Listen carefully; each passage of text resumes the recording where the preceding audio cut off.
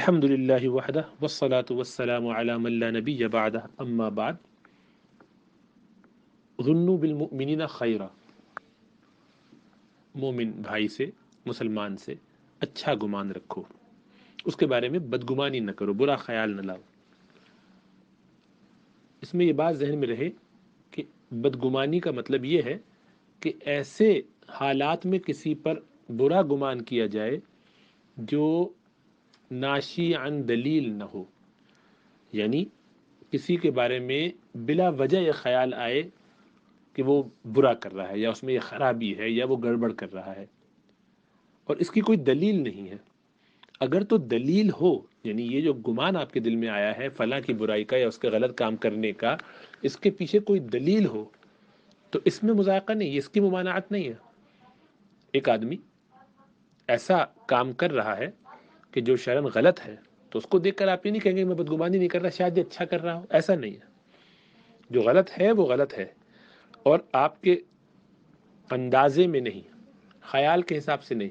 تکے میں نہیں، بلکہ حقیقی طور پر آپ کو کوئی دلیل ملی ہے اس کی۔ ایسی صورت میں کسی کے بارے میں اگر گمان ہوگا تو اس میں کوئی مذائقہ نہیں ہے، یہ بدگمانی نہیں ہے۔ بدگمانی کا مطلب یہ ہے کہ جب آپ کو کسی کے بارے میں دل میں کوئی ایسا خیال آئے، ایسا کوئی وسوسہ آئے جس کی کوئی دلیل نہیں ہے۔ مثلا ساتھ بیٹھے ہوئے باتیں ہو رہی ہیں اور اس میں وہ صاحب اٹھ کے چلے گئے، تو آپ نے کہا دیکھو یہ اٹھ کے چلے گئے، اس کا مطلب ہے میرا آنا ان کو اچھا نہیں لگا، میں تھوڑی دیر پہلے آیا تھا، اس سے پہلے تو خوب کھل کھلا کے باتیں بھی کر رہے تھے، ہنس بھی رہے تھے، اب اٹھ کے چلے گئے، اس کا مطلب ہے میری وجہ سے ان کو تکلیف ہوئی ہوگی۔ اب اس کی کوئی دلیل نہیں ہے، آپ کے دل میں ایک وسوسہ آیا، آپ نے اس کی بنیاد پر ان سے بدگمانی کر دی، یہ ناجائز ہے، یہ غلط ہے۔ یا کسی شخص کو آپ نے نماز کے وقت میں مسجد سے مختلف سمت میں جاتے ہوئے دیکھا تو آپ کے دل میں خیال آیا کہ یہ عجیب آدمی ہے، ہم سب نمازیں پڑھنے آئے ہوئے، یہ نماز چھوڑ کے بیٹھے ہوئے، تو یہ بدگمانی ہے، غلط ہے، کیونکہ آپ کے پاس کوئی دلیل نہیں ہے۔ مسجد سے الگ سمت میں جانے کا مطلب یہ تو نہیں ہے کہ وہ نماز نہیں پڑھ رہا، ہو سکتا ہے کہ وہاں دوسری مسجد ہو جس میں وہ نماز پڑھ رہا ہے، ہو سکتا ہے کہ وہ نماز پڑھ چکا ہو اس کے بعد گھر کی طرف جا رہا ہے،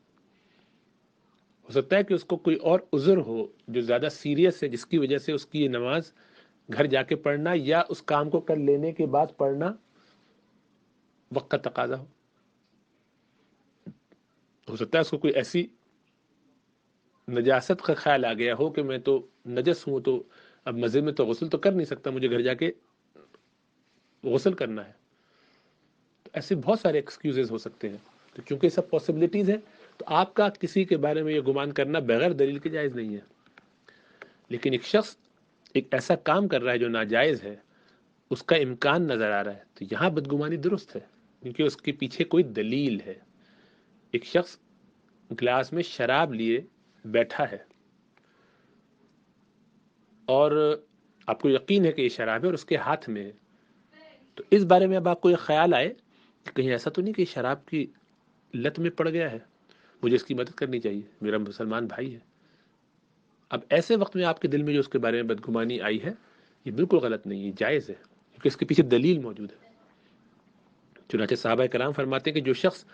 مسجد کی جماعت سے غیر حاضر رہتا، ہم اس کے بارے میں بدگمان ہو جاتے تھے کہ کہیں، یعنی ہمیں اس کے بارے میں یہ خیال ہوتا تھا، بدگمانی نہیں ہوتی تھی، وہ صحیح گمان ہوتا تھا، ہمیں یہ خیال ہوتا تھا کہ کہیں یہ منافق تو نہیں ہو گیا۔ بھئی کیوں؟ اس لیے کہ منافقین بھی جماعت میں آیا کرتے تھے، کوئی بہت بڑا منافق ہو تو وہ پیچھے رہتا تھا، ورنہ سب آیا کرتے تھے، یہ ثابت کرنے کے لیے کہ ہم بھی نماز کی اہمیت کا اقرار کرتے ہیں، ہم بھی سچے مسلمان ہیں۔ تو دیکھیے ایک دلیل کے پیچھے، دلیل کی وجہ سے، کسی ریزن کی وجہ سے کسی پر شک کرنے میں یہ تو کوئی مذائقے کی بات نہیں ہے، اس میں تو کوئی برائی نہیں ہے۔ کسی نے ایسا کام کیا ہے کہ جو خلاف شرع ہے یا غلط ہے اصولی طور پر، آپ کا پیسہ لے کے بھاگ گیا، آپ سے کہا تھا 3 دن میں دے دوں گا، 3 دن میں نہیں دیا، 3 ہفتے ہو گئے، 3 مہینہ ہو گیا، آپ رابطہ کرتے تو فون نہیں اٹھاتا۔ اس بارے میں آپ کو خیال آ رہا ہے کہ یار دیکھو کہیں ایسا تو نہیں کہ پیسہ لے کے بھاگ گیا، آپ نے یقین نہیں کیا لیکن گمان کیا، یہ گمان درست ہے، اس لیے کہ وہ رابطہ نہیں کر رہا تو اس پہ کیا ہوگا؟ بدگمانی ہوگی، تو یہ بدگمانی نہیں ہے، یہ جائز ہے۔ آپ نے اس کو مہلت دی، اس سے زیادہ بڑھا کے دی اور بڑھا کے دی، لیکن بالآخر وہ اگر نہیں رابطہ کرتا تو اس کے بارے میں یہی خیال آئے گا، یہ خیال آنا ناجائز نہیں ہے، اس لیے کہ اس کے پیچھے دلیل موجود ہے۔ جس چیز کو بدگمانی کہا جاتا ہے وہ ہے کہ جہاں پر کوئی دلیل نہ ہو۔ چنانچہ اس کی بنیاد پر آپ اپنے سوال پہ غور کیجئے تو آپ کو سمجھ میں آ جائے گا۔ اب ہمیں گمان سے بچنا ہے۔ بعض گمان، اسی لیے فرمایا قرآن میں بعض گمان گناہ، ہر ایک گمان کو نہیں کہا، ان بعض الظن اثم، ہر گمان گناہ نہیں ہوتا۔ اور 70 عذر تلاش کرنے چاہیے، جب کوئی دلیل ہو پھر کوئی مذائقہ نہیں ہے۔ اسی لیے کسی کی حماقت سے لگے کہ اب یہ 70 کی اسپیڈ پر چلنا چاہیے، 120 پہ چل رہا ہے، تو یقیناً حادثہ ہوگا اس کا، تو اس کو روکنا چاہیے۔ تو یہ بدگمانی نہیں کی آپ نے کہ تم جلدی تو کر رہے ہو، نہیں، غلط، اس کے نتیجے میں نقصان ہو جائے گا، یا کوئی ایسا کام کر رہا ہے کہ جس سے، یہ بدگمانی نہیں ہے، اس کے پیچھے دلیل موجود ہے، تو کوئی نہ کوئی ریزن ہونا چاہیے، اور وہ assumptions نہ ہو، وہ آپ کے پری کنسیوڈ آئیڈیاز نہ ہو، یا آپ کے ذہن میں وہ چیز پہلے سے آپ نے پکا نہ لی ہو،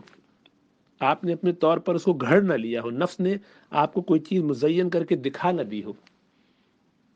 کہ شاید ایسا ہوا ہو۔ اس کے پیچھے دلیل کیا ہے؟ نہیں، کوئی دلیل ولی کچھ نہیں ہے،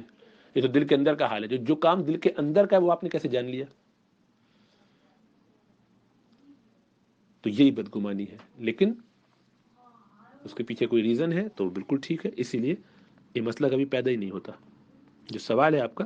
اس میں یہ باریکی بس خالی سمجھنی چاہیے کہ اگر ناشی عن دلیل ہے، یعنی یہ بدگمانی جو آپ کو، یا گمان جو آپ کو ہوا ہے، یہ کسی دلیل کی بنیاد پر ہوا ہے تو یہ جائز ہے، اور بغیر دلیل کے ہوا ہے تو ناجائز ہے، اس کی ممانعت آئی ہے۔